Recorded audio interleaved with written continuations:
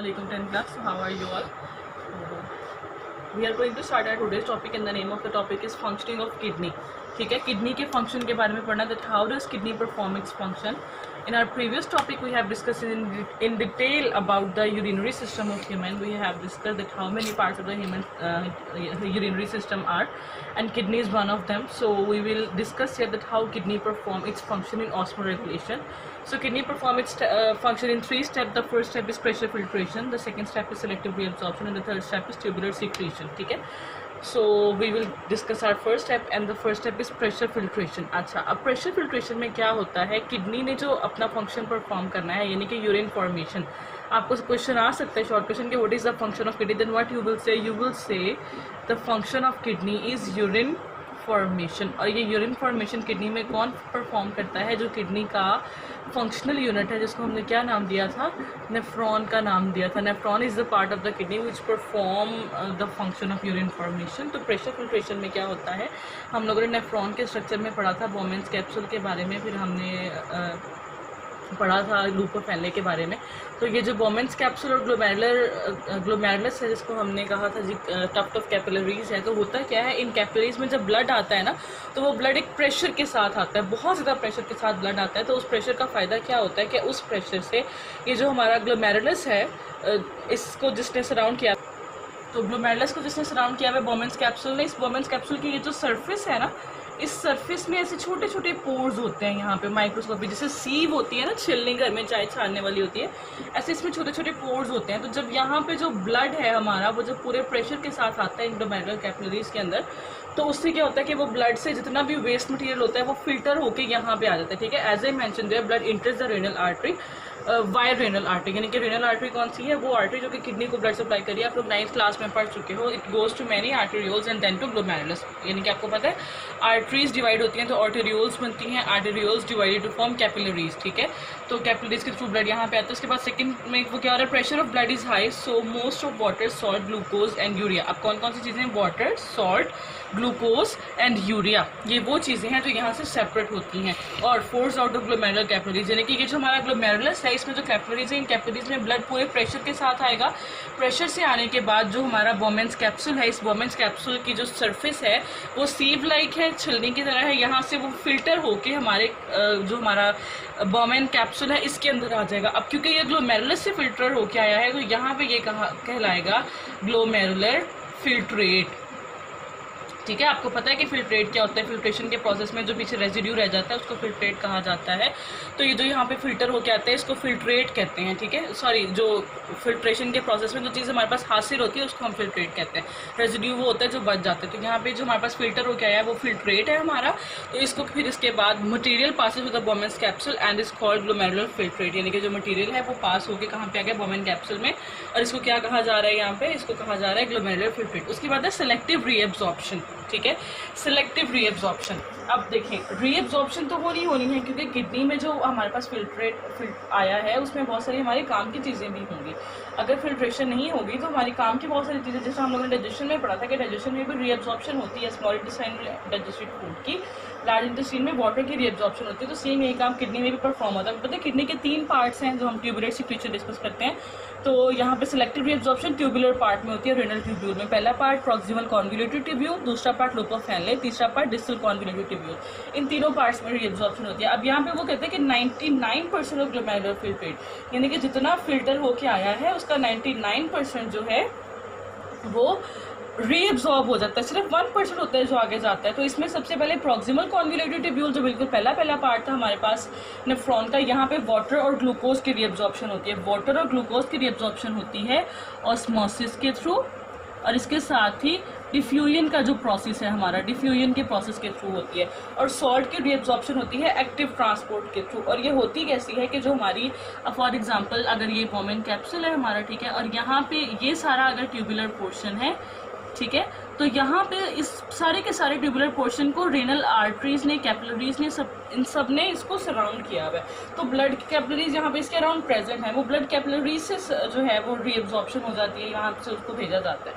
उसके बाद loop of फैनले, इसके भी दो पार्ट्स थे, ascending limb of loop of Henle and descending limb of loop of Henle. जो ascending limb of loop of Henle है वहाँ पे वाटर की रीअब्जॉर्प्शन होती है, और जो डिसेंडिंग लिम्ब है वहाँ पे सॉल्ट्स की रीअब्जॉर्प्शन होती है, ठीक है। और उसके बाद डिस्टल कॉन्वोल्यूटेड ट्यूब्यूल, यानी कि ये जो एंड वाला पार्ट था इसका, यहाँ पे वाटर की रीअब्जॉर्प्शन हो जाती है। तो तीसरा स्टेप जो है हमारा, दो स्टेप हम लोग पीछे डिस्कस कर चुके हैं, कौन कौन से, pressure filtration and selective reabsorption. तीसरा स्टेप है हमारा ट्यूबुलर सिक्रीशन, यानी कि स्टिल अगर कोई भी इम्प्योरिटी रह गई है तो उसको दोबारा से सिक्रीट किया जाता है यूरिन के अंदर। तो different ions, creatinine, urea are secreted from blood into the filtrating renal tubule. Renal tubule हमारा कौन सा पार्ट है, proximal convoluted tubule, loop of Henle और डिस्टल कॉन्वोल्यूटेड ट्यूब्यूल वाला, इन तीन पार्ट्स को रीनल ट्यूब्यूल कहा जाता है, ठीक है। तो इस पार्ट में जिस तरह मैंने अभी आपको बताया था कि ये जितना भी सप्लाई ऑफ ब्लड है, जितना भी सराउंड किया हुआ है यहाँ पे, सबको रीनल आर्टरीज ने, इन कैपिलरीज ने यहाँ पे सराउंड किया हुआ है। ये कैपिलरीज क्या करती है, ये इन कैपिलरीज में यहाँ से रीअब्जॉर्प्शन हो जाती है। जैसे रीअब्जॉर्प्शन होती है ऐसे ही इन कैपिलरीज में स्टिल जो भी आयंस रह गए हैं, जो भी इसमें डिफरेंट यूरिया, यूरिक एसिड, जो भी सब्सटेंसेस रह गए हैं, वो सब्सटेंसेस सारे के सारे इसके अंदर फिर से हमारी जो रीनल ट्यूब्यूल है यहाँ पे उनको रीअब्जॉर्ब कराया जाता है, उनको यहाँ पे फिर से भेजा जाता है, ठीक है। तो different ions, creatinine, urea etcetera are secreted from blood into the filtrate in the renal tubule. अब रीनल ट्यूब्यूल के अंदर जो चीज़ पीछे बच गई है वो क्या है, वो यूरिन है, ठीक है। नाउ द लिक्विड और द सब्सटेंस और the filtrate in the renal tubule is called urine. अब वो यूरिन है और आपको पता है कि ये इस यूरिन ने फिर क्या आना है, रेनल पेल्विस में जाएगा ये यूरिन, और रेनल पेल्विस से फिर यूरेटर के through, ureter is the tube जो कि यूरिन को लेके जाती है किडनी से यूरिनरी ब्लैडर में, तो ये यूरेटर में आएगा, यानी कि नेफ्रॉन में बन गया ब्लड, नेफ्रॉन से रेनल पेल्विस में, रेनल पेल्विस से यूरेटर में, यूरेटर से यूरिनरी ब्लैडर में आएगा, और यूरिनरी ब्लैडर से यूरिस्ट्रा के थ्रू इसको बॉडी से बाहर रिलीज किया जाएगा। और ये जो ट्यूबुलर सिक्रेशन वाला काम है ये क्यों किया जाता है, ताकि ब्लड की पीएच जो है उसको नॉर्मल रखा जाए, ठीक है। This is all from my side today. अब हम लोग इसकी रीडिंग कर लेते हैं। रीडिंग देख लें आज के टॉपिक की, function of kidney. The main function of kidney is urine formation. आपको शॉर्ट क्वेश्चन आ सकता है, the which takes place in 3 steps. पहले स्टेप की आप हेडिंग देंगे यहाँ पे, pressure filtration. The first step is pressure filtration. When blood enters the kidney via the renal artery, it goes to many arterioles and then to the glomerulus. The pressure of blood is very high, and so most of the water, salts, glucose and urea of blood is forced out of glomerular capillaries. This material passes into the Bowman's capsule and now called glomerular filtrate. ठीक है।